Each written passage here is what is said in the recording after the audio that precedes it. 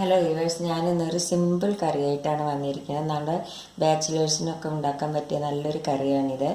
അതിന് വേണ്ട ഇൻഗ്രീഡിയൻസ് എന്തെല്ലാം വന്നു വെച്ചാൽ വൻപയറും കായയും കൂടിയിട്ടാണ് ഇത് ഉണ്ടാക്കുന്നത്.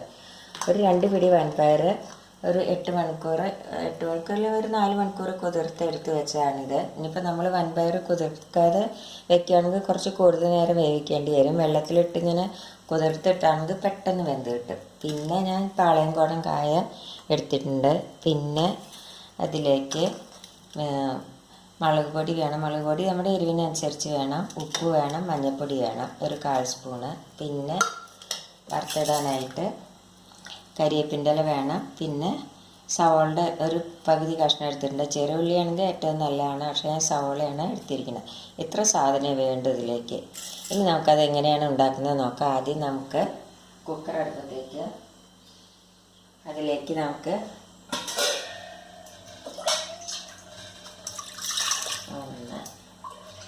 ഒരു 1.5 ഗ്ലാസ് വെള്ളം ഒഴിച്ച് കൊടുക്കുക.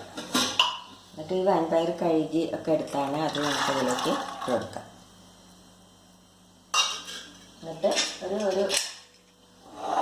2 വിസിൽ വരട്ടെ. ഇത് വേകുമ്പോഴേക്കും നമുക്ക് ഈ കായ ഒന്ന് നുറുക്കിയെടുക്കാം. അപ്പോഴേക്കും നമുക്ക് ഈ കായ ഒന്ന് നുറുക്കിയെടുക്കാം. ഈ കായ നുറുക്കുമ്പോൾ കയ്യിൽ കറയാവും, കായ്ക്കൊരു കറ ഉണ്ടാകും. അത് കളയാൻ വേണ്ടിയിട്ട് ഒന്നല്ലേ നമ്മൾ നുറുക്കിയിട്ട് കഞ്ഞിവെള്ളത്തിലിടണം, അല്ലെങ്കിൽ നമ്മൾ ഈ വെള്ളത്തിൽ കുറച്ച് മഞ്ഞൾപ്പൊടി ഇട്ട് കൊടുക്കുക.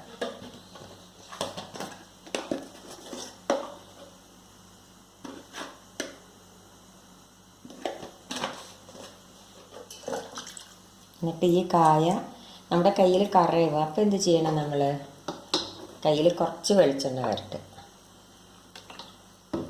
എന്നിട്ട് നുറുക്കുകയാണെങ്കിൽ കായയുടെ കറ കയ്യിലാവില്ല. കണ്ടില്ലേ?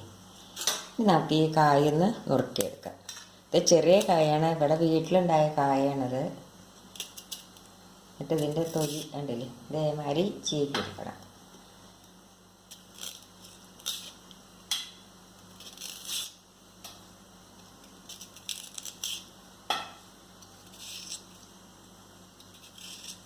ഇതേമാതിരി നുറുക്കിയിട്ടിട്ട് ഒരു 10 മിനിറ്റ് ഈ വെള്ളത്തിലിട്ടിട്ട് ഇത് നല്ലപോലെ ഒന്ന് കഴുകിയെടുക്കണം. ഇപ്പോൾ 2 വിസിൽ വന്നു. വിസിലെല്ലാം പോയി നമുക്കിത് കുക്കറൊന്ന് തുറന്ന് നോക്കാം.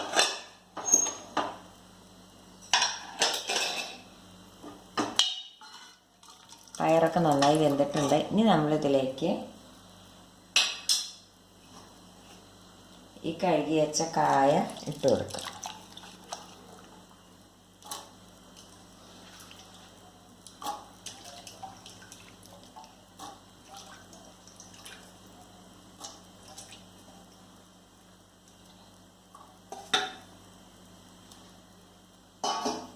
ഇതിലേക്ക് നമുക്ക് ഈ പൊടികളെല്ലാം ഇട്ട് കൊടുക്കാം.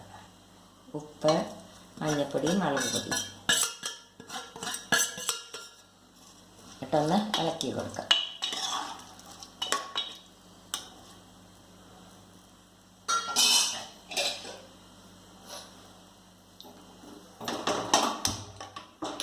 ഇനി നമുക്ക് ഈ കായ വേവാൻ വേണ്ടിയിട്ട് ഒരു വിസിൽ വരുത്താം. ഒരു വിസിൽ വന്നിട്ട് ആ വിസിൽ കളയണം, അല്ലെങ്കിൽ കായ വേവ് അധികമേ ഉള്ളൂ. ഇനി ഒരു വിസിൽ വരട്ടെ. അപ്പോൾ നമ്മുടെ കായ നല്ലപോലെ വെന്ത് കഴിഞ്ഞു. ഒരു വിസിൽ വന്നിട്ട് ഞാൻ ആ വിസിൽ കളയുകയാണ് ചെയ്തത്. അപ്പോൾ ഇല്ലെങ്കിൽ കായ വേവ് അധികമേ ഉള്ളൂ. അപ്പോൾ കായ വെന്ത് കഴിഞ്ഞു. ഇനി നമുക്കതിൽ ഉപ്പുണ്ടോ എന്ന് നോക്കാം. ഉപ്പെല്ലാം ശരിയാണ്.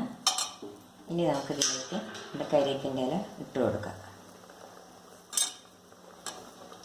ഇനി ഒന്നില്ലെങ്കിൽ ഇതിലേക്ക് നമുക്ക് കുറച്ച് വെളിച്ചെണ്ണ ഒഴിച്ചു കൊടുക്കുക, അല്ലെങ്കിൽ നമുക്ക് ഉള്ളി കാച്ചാം. ഞാൻ അപ്പോൾ ഇതിൽ ഉള്ളി കാച്ചാണ് ചെയ്യണത്.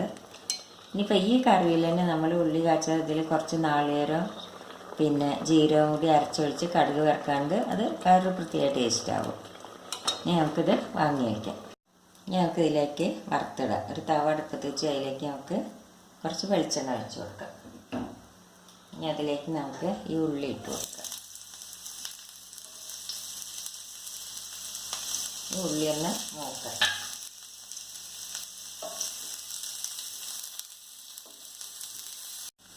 അപ്പോൾ ഉള്ളി മൂത്ത് കഴിഞ്ഞ് ഇതിലേക്ക് നമുക്ക് 2 കരിവേപ്പിൻ്റെ ഇല കൂടി ഇട്ട് കൊടുക്കാം.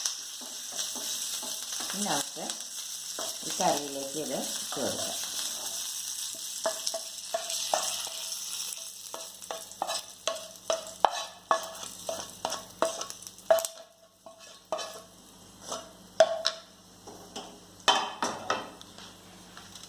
ഇപ്പം നമ്മുടെ നാടൻ സിമ്പിളായ നമ്മുടെ വൻപയർ കായ കറി റെഡിയായി. ഇത് നമുക്ക് ചോറിൻ്റെ കൂടെ കഴിക്കാൻ നല്ല ടേസ്റ്റാണ്.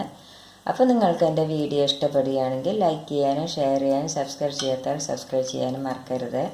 Thank you.